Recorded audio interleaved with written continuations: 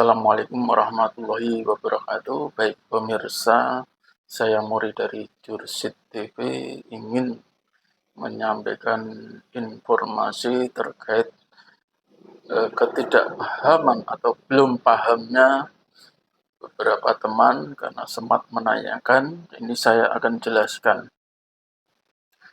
Ini terkait dengan pemilu yang sudah usai, sudah selesai dalam pelaksanaan pencoblosan, walaupun nanti akan digelar juga coblosan susulan pada tanggal 24 Februari 2024 mendatang.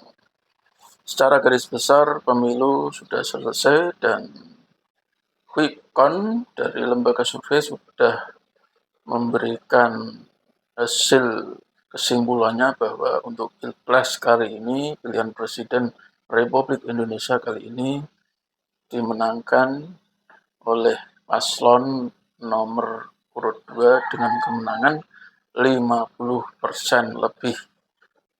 Dengan demikian, untuk Pilpres kali ini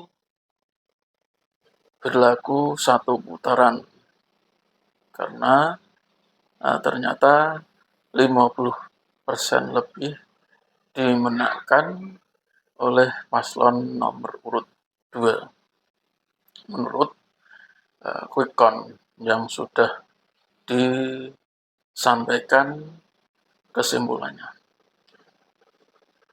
Untuk selanjutnya ada DPD, DPR RI, DPRD Provinsi, dan DPRD Kabupaten atau Kota. Kursi DPD, ini teman-teman menanyakan ada berapa kursi. Ini saya jelaskan ada 4 kursi untuk Jawa Tengah, dan itu nanti yang menduduki otomatis adalah 4 terbesar atau terbanyak suara yang didapatkan dari hasil pemilihan kemarin.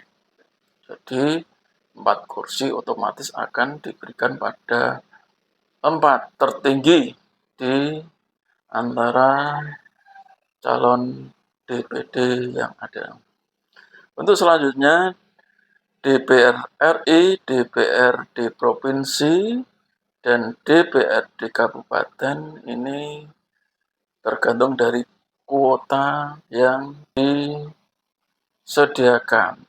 Menjawab pertanyaan dari teman-teman untuk DPRD Kabupaten Pati, ini saya sampaikan bahwa untuk Kabupaten Pati ada 50 kursi yang disediakan. Jadi 50 kuota atau 50 kursi ini adalah sesuai hasil dari rapat koordinasi KPU beberapa bulan yang lalu dengan DPR, dan ini masih sama untuk pemilu 2019 lalu.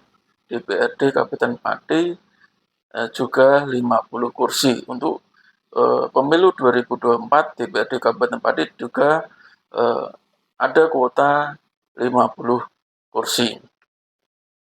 50 kursi itu dibagi menjadi 5 dapil. Dapil 1 ini mendapatkan 10 kursi.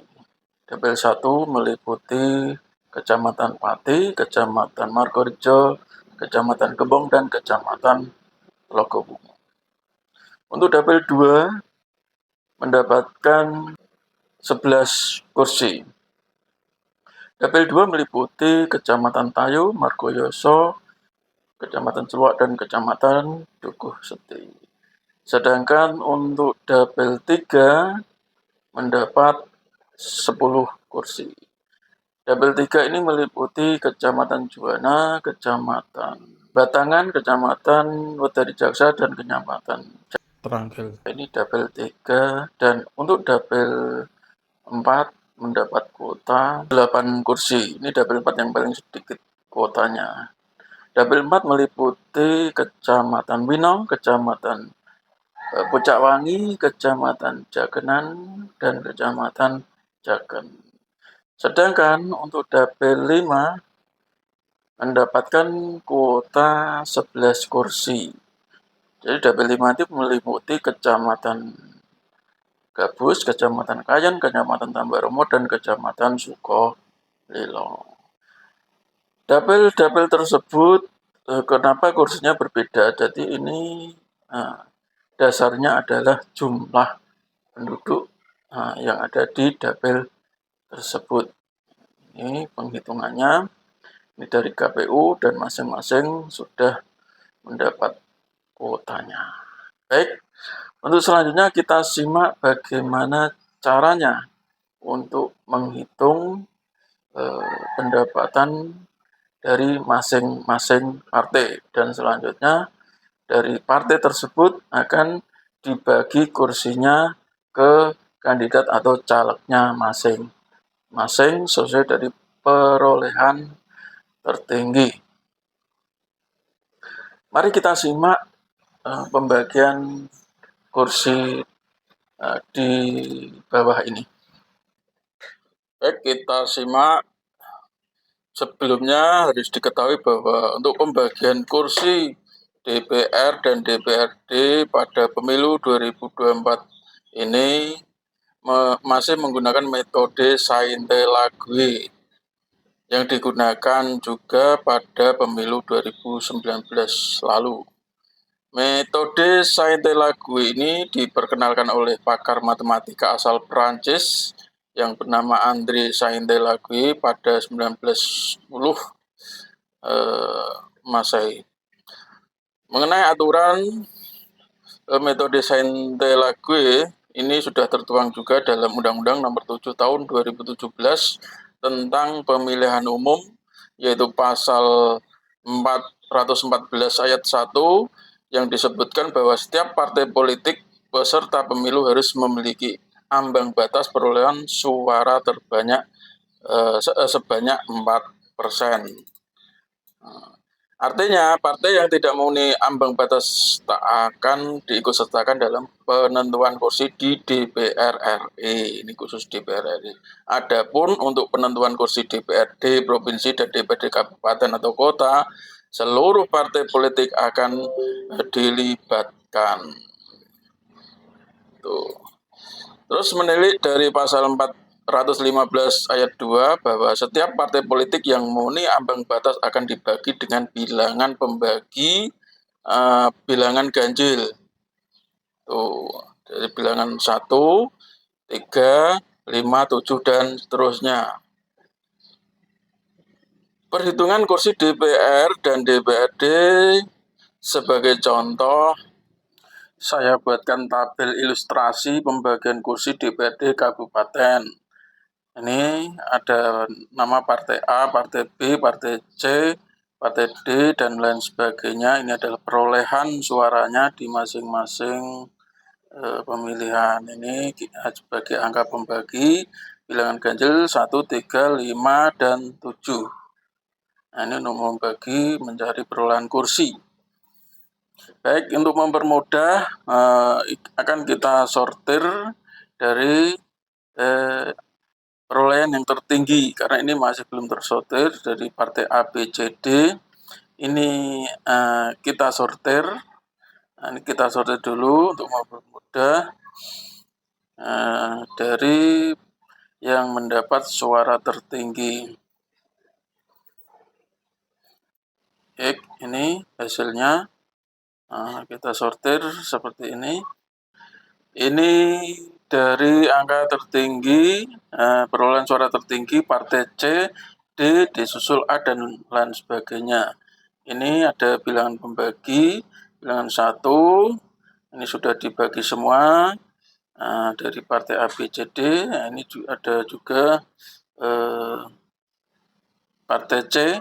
Nah, kita mulai dari kursi pertama atau kursi pertama.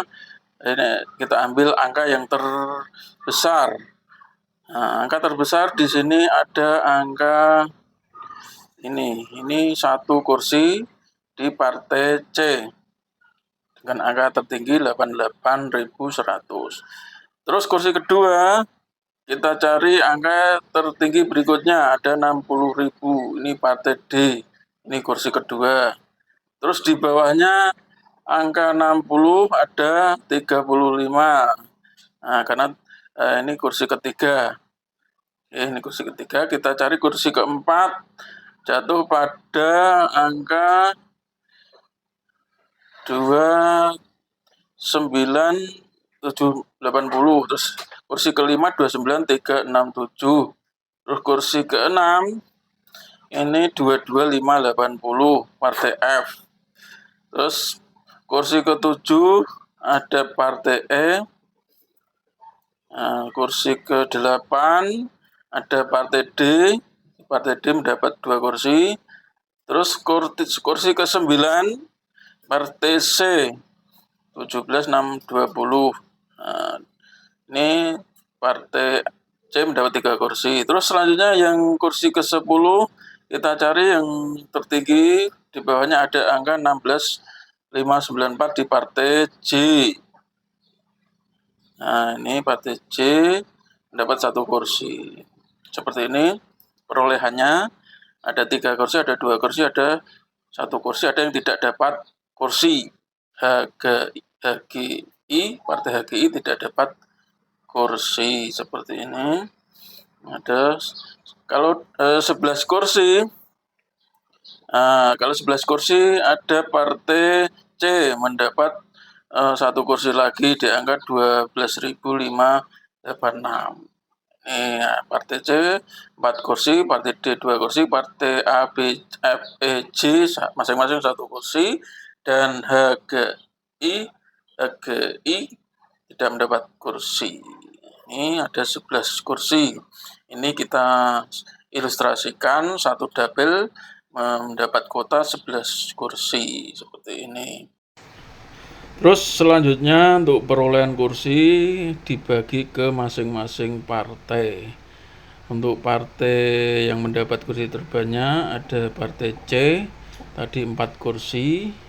Kita lihat angka yang tertinggi ada 19.000. Ini kursi pertama dia berikan ke caleg ke nomor 1, kursi kedua diberikan caleg nomor 9 dari partai C. Terus ini kursi kedua. Terus selanjutnya kita cari kursi ketiga. Di bawah 16 ada angka 1200. Nah, ini 1200. Nah, ini kursi ketiga. Terus selanjutnya kursi keempat dari partai C jatuh pada caleg nomor 2. Ini ada 4 kursi seperti ini.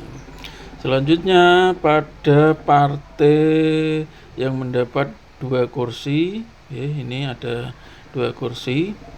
Nah, ini adalah partai D. Partai D mendapat 2 kursi. Ini nanti diberikan kedua tertinggi. Partai D mempunyai angka 15.000, caleg nomor 1 dan caleg nomor 9. Ini 2 kursi diberikan ke partai D. Terus selanjutnya kita cari lagi di partai berikutnya, masing-masing 1 kursi pada partai A, B, F, E, J. Ini masing-masing 1 kursi. Kita lihat pada partai A angka tertinggi ada 12.000, caleg nomor 1. Terus selanjutnya ada partai B juga mendapatkan 1 kursi angka 12.000 juga. Terus selanjutnya ada partai F, E, dan J juga masing-masing 1 kursi. Ada partai E ini 1 kursi, partai F dulu ini juga 1 kursi. Kita lihat yang tertinggi ada angka 10.000, 1 kursi untuk partai F, 10.000 sekian. Terus selanjutnya 1 kursi lagi pada partai E, jadi tertinggi ada angka 16.000. Ini 1 kursi ada partai E. Terus selanjutnya ada partai J. Partai C 1 kursi, kita lihat tertinggi ada angka 9.000 seperti ini. 1 kursi untuk partai C. Baik, kalau kita lihat ini mungkin ada sedikit iri ya, karena angka 9.000 ada yang sudah dapat kursi, tapi di partai lain angka 9.000 belum mendapat kursi. Kita lihat angka 9.000 pada partai yang lain, ini ada pada partai D, ini juga ada angka 9.000, dia tidak mendapatkan kursi. Ada nomor 4 dan nomor 6. Terus selanjutnya partai C juga ada angka 9.000, caleg nomor 4. Nah, terus selanjutnya ada juga di partai A, ini malah 11.000. 11.000 tidak mendapat kursi, sedangkan 9.000 dapat kursi. Inilah istimewanya metode penghitungan Saintelagui. Terus selanjutnya untuk partai PDI Perjuangan, ini karena sudah ada aturan khusus yang sudah disetujui oleh KPU bahwa masing-masing caleg dari partai PDI Perjuangan mempunyai desa binaan. Jadi caleg berhak pada terbatas di desa binaan tersebut. Andaikan ada yang menyoblos di luar desa binaannya, maka tidak masuk ke perhitungan suara. Ini aturan partai yang sudah disetujui oleh KPU. Seperti ini. Ini misalkan caleg nomor 2 kok mendapat suara dari desa binaannya caleg nomor lain, misalkan mendapat suara dari desa binaan 6, 7, 8 atau caleg yang lain, maka suara tersebut tetap tidak bisa masuk ke kantong suaranya caleg nomor 2. Itu seperti itu, karena bukan desa binaannya. Jadi sebatas desa binaannya yang masuk ke kantong suara.